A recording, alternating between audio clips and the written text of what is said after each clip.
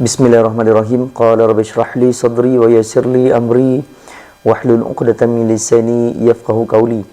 Allahumma iftah 'alaina hikmataka wanshur 'alaina min khazaini rahmatika ya arhamar rahimin. Rabbi yassir wa la tu'aththir. Rabbi tamim bil khair. Allahumma salli ala sayyidina Muhammad. Assalamualaikum warahmatullahi wabarakatuh. Kepada rakan media sosial saya dan semua yang dirahmati Allah, juga dicintai oleh Rasulullah sallallahu alaihi wasallam. Jadi apa khabar semua? Alhamdulillah, hari ini kita kupas berkaitan dengan isu iaitu bagaimana kalau suami memanggil isterinya tetapi isterinya tidak melayaninya di atas katil. Kita kupas hari ini dan kita tengok bagaimana hukumnya dan adakah ianya menjadi satu kesalahan ataupun kita tengok pada uruf dan keadaannya dan juga situasi. Okey. Jadi insya-Allah jangan pergi mana-mana lagi. Jumpa lagi lepas ni. Insya-Allah kita kupas lepas ni.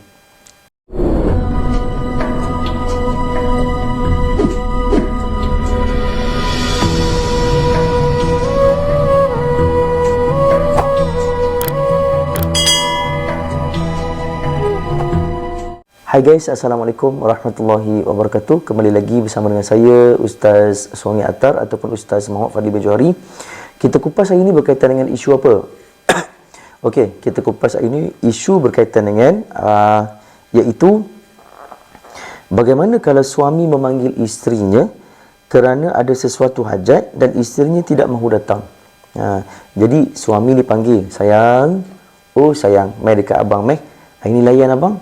Jadi pada ketika itu tengok keadaan juga. Kalau isteri itu penat ataupun isteri itu dalam keadaan yang uzur dan sebagainya, maka kita tidak boleh paksa dan kita tidak boleh meletakkan sesuatu hukum kepada isteri tadi, haram, berdosa besar kamu, kena laknat nanti kamu. Kita tengok keadaan kondisi isteri pula. Kalau isteri tu haid ataupun isteri tu penat layan anak-anak lagi kat rumah, nak layan kita lagi dalam satu malam tu, maka tak bolehlah kita terus judge dia, mengatakan kamu ni ahli neraka ataupun kamu ni dosa besar.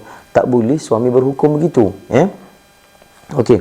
Adakah ini menurut hukum syarak sebagai isteri yang tidak menunaikan tanggungjawab kepada suaminya?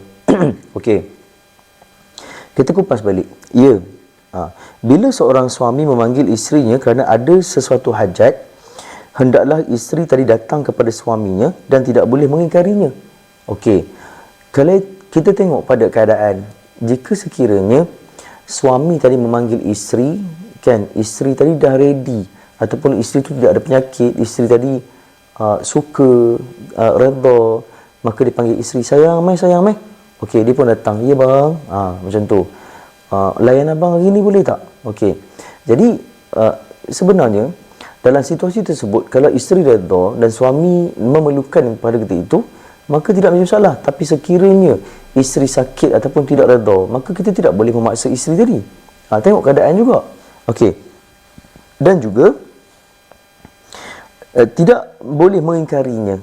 Tapi jika sekiranya suami ni memerlukan isteri dia tadi untuk dilayan, tapi isteri ni dalam keadaan kata tak period, tak penat, tak sakit, maka clear, tapi tiba-tiba tak nak datang, itu hukum yang jatuh pada dosa besar dan nusyus kepada suami tadi. Saya minta maaf kepada semua pendengar, rakan-rakan saya, sebab saya agak batuk sikit, suara saya agak serak sikit. Saya mohon maaf sekiranya dalam video ni bunyi batuk dan sebagainya. Sebab mungkin keadaan cuaca ataupun keadaan kesihatan saya tidak mengizinkan. Okey. Dan juga berdasarkan hadis Rasulullah sallallahu alaihi wasallam, iaitu berbunyi iaitu riwayat Tirmizi dan juga An-Nasa'i, apabila seorang suami memanggil isterinya kerana ada sesuatu hajat, hendaklah ia datang kepada suaminya sekalipun isteri itu berada di dapur memasak roti. Ini hadis daripada Nabi sallallahu alaihi wasallam. Dia beritahu, jika sekiranya suami memanggil isteri tadi dalam keadaan dia berkehendakan, walaupun isteri tadi tengah buat roti kat dapur, maka dia kena ikut.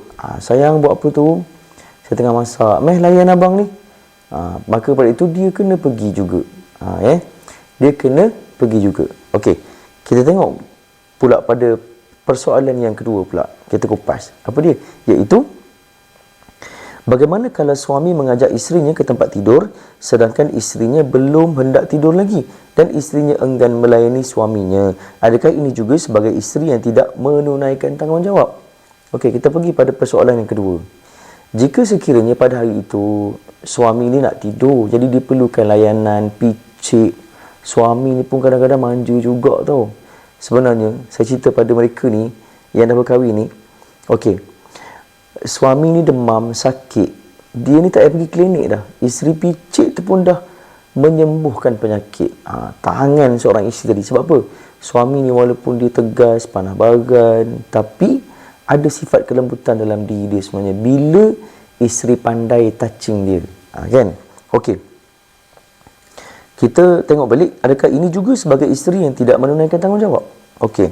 Seorang isteri yang tidak melayani hajat suaminya dan tidak mempedulikan panggilannya adalah dianggap sebagai isteri yang tidak menunaikan tanggungjawab juga, dan isteri itu dilaknat oleh malaikat hingga waktu pagi. Sabda baginda Sayyidina Rasulullah sallallahu alaihi wasallam yang diriwayatkan oleh Abu Hurairah radhiyallahu anhu, itu ibu bunyi, apabila seorang suami mengajak isterinya ke hamparannya tempat tidur, isterinya tidak mahu datang di malam itu, hati suaminya merasa marah kepada isterinya, maka malaikat akan melaknat isteri itu hingga waktu pagi. Tuan-tuan, dengar baik-baik.